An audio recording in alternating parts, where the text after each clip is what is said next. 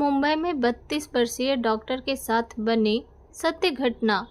रात का वक्त था। मुंबई की सड़कें अपने सन्नाटे में डूबी हुई थी, जैसे शहर ने एक लंबी सांस लेकर खुद को थाम लिया हो। रात के करीब 1 बजे होंगे। हल्की सी बूंदाबांदी हवा में घुली थी और सड़क किनारे पीली स्ट्रीट लाइटें धुंध में लिपटी हुई थी। डॉक्टर ईसा मल्होत्रा, एक 32 वर्षीय न्यूरोसर्जन, अपनी कार से अस्पताल से लौट रही थी। थकान उनकी आंखों में झलक रही थी, पर मन शांत था। एक और जिंदगी बचाने की राहत उनके चेहरे पर तैर रही थी।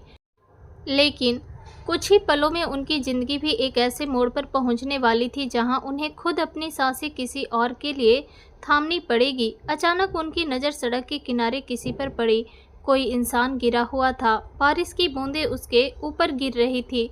कपड़े भीगे हुए थे और उसकी एक बांह किसी अजीब तरह से मुड़ी हुई थी। ईसा ने कार रोकी। थोड़ी झिझक के बाद वो कार से बाहर निकली और झुककर देखा। वो कोई लगभग 35 साल का आदमी था। चेहरा कीचड़ से सना हुआ, होठ सूखे हुए और छाती धीमे धीमे उठ गिर रही थी। कोई पहचान नहीं, ना फोन, ना बटुआ, बस एक पुरानी चेन जिसमें एक छोटी सी टूटी हुई अंगूठी झूल रही थी। ईसा के भीतर का डॉक्टर जाग गया। उन्होंने बिना सोचे अपनी गाड़ी का दरवाज़ा खोला और उसे धीरे से अंदर बिठाया। अब तुम अकेले नहीं हो, उन्होंने धीरे से कहा। उस रात जब बाकी लोग अपने अपने घरों की ओर तेजी से भाग रहे थे, ईसा ने अपनी जिंदगी की सबसे बड़ी रुकावट को अपने साथ बिठा लिया था। वो आदमी 3 दिन तक बेहोश रहा। अस्पताल के कमरे में मशीनों की बीप की आवाज़ें गूंजती रही। हर सुबह ईसा उसके पास जाती, उसकी नब्ज टटोलती और चुपचाप खिड़की के बाहर बारिश देखती। कभी कभी उन्हें लगता जैसे वो उस अजनबी को पहले भी कहीं देख चुकी है, शायद किसी गुजरी हुई याद में या किसी अनकहे वादे में। तीसरे दिन शाम को जब वो कमरे में गई, उसने आंखें खोली। कमज़ोर स्वर में उसने पूछा, मैं कहाँ हूँ? जीवित हो, ईसा ने हल्की मुस्कान के साथ कहा, और सुरक्षित भी। वो कुछ क्षण उन्हें देखता रहा, फिर बोला, मुझे मर जाना चाहिए था। ईसा ने उसकी तरफ देखते हुए कहा, शायद जिंदगी ने तुम्हें दूसरा मौका दिया है और तुम उसे समझ नहीं रहे हो। वो आदमी खुद को करण कहता था, बस इतना ही बताया कि वो किसी छोटे शहर से मुंबई आया था काम की तलाश में। पर जब पुलिस ने उसके बारे में खोजबीन की तो कुछ भी नहीं मिला, जैसे उसका कोई अतीत ही नहीं था। अगले कुछ हफ्तों में करण धीरे धीरे ठीक होने लगा। अस्पताल की नर्सें कहती वो मरीज नहीं, जैसे कोई फरिश्ता हो। वो हर सुबह अस्पताल की बेंचों पर बैठा मिलता, किसी बच्चे को हंसाने की कोशिश करता या किसी बुजुर्ग के लिए पानी भर लाता। ईसा ने उसे अस्पताल में रहने की अनुमति दे दी, कहकर कि जब तक पूरी तरह ठीक ना हो जाओ यहीं रहो। वो अक्सर ईसा से कहता, डॉक्टर आप बहुत अलग हैं, लोग तो बस इलाज करते हैं, आपने तो जीना सिखाया। ईसा मुस्कुरा देती, शायद इसलिए क्योंकि मैं भी एक वक्त पर खुद टूटी थी। वो जवाब करण के दिल में उतर गया।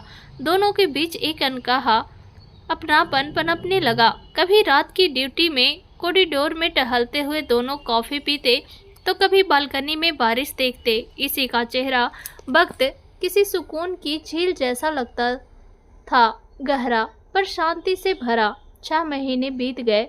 एक सुबह ईसा अस्पताल पहुंची तो पता चला करण बिना कुछ कहे चला गया था। उसके कमरे में बस एक पुराना नोट पड़ा था, आपने जो रोशनी दी वही अब दूसरों तक पहुंचानी है। अगर कभी ज़रूरत हो आसमान की तरफ देखना, मैं वहीं रहूँगा। ईसा ने वो पर्ची सीने से लगा ली। उस दिन वो पहली बार अपने पेशे में खुद को असहाय महसूस कर रही थी। उन्होंने जिंदगियां बचाई थी, पर एक को जाने से नहीं रोक पाई। 5 साल बीते। ईसा अब मल्होत्रा हेल्थ केयर फाउंडेशन की प्रमुख थी। एक सुबह उनके पास एक कानूनी नोटिस आया, अस्पताल की बिल्डिंग को खरीदने का प्रस्ताव। रकम इतनी थी कि पूरा संस्थान बदल सकता था। उन्होंने कागज पर नजर डाली। करण अरोड़ा, वेलनेस ट्रस्ट। उनकी उंगलियां कांप गई। क्या वही करण? अगले हफ्ते मीटिंग के लिए जो व्यक्ति आया उसे देखकर ईशा के होठ कांप उठे। सामने वही चेहरा था, अब सूट में, सलीके से सबरी दाढ़ी, आंखों में आत्मविश्वास और होठों पर वही पुरानी मुस्कान। करण। वो मुस्कुराया। जी डॉक्टर, वही जो एक बार आपकी कार की पिछली सीट पर जीवन तलाश रहा था। ईशा की आंखें नम हो गई। वो बोला, आपने उस रात सिर्फ मुझे नहीं बचाया था, मुझे मेरा मकसद दे दिया था। जब मैं ठीक हुआ मैंने सोचा जो दर्द मैंने झेला है कोई और ना झेले। मैं विदेश गया, वहाँ मेडिकल टेक्नोलॉजी में काम शुरू किया और अब मैं लौट आया हूँ उसी जगह जहाँ जीना सीखा था। ईशा बस उसे देखती रह गई। वो आगे बोला, इस अस्पताल का एक नया विंग बनेगा, उम्मीद विंग, जहाँ इलाज मुफ्त होगा, क्योंकि इंसानियत की कोई कीमत नहीं होती। ईशा ने उसकी ओर देखा और हल्की हंसी के साथ कहा, तुम अब डॉक्टरों से भी बड़ा इलाज कर रहे हो।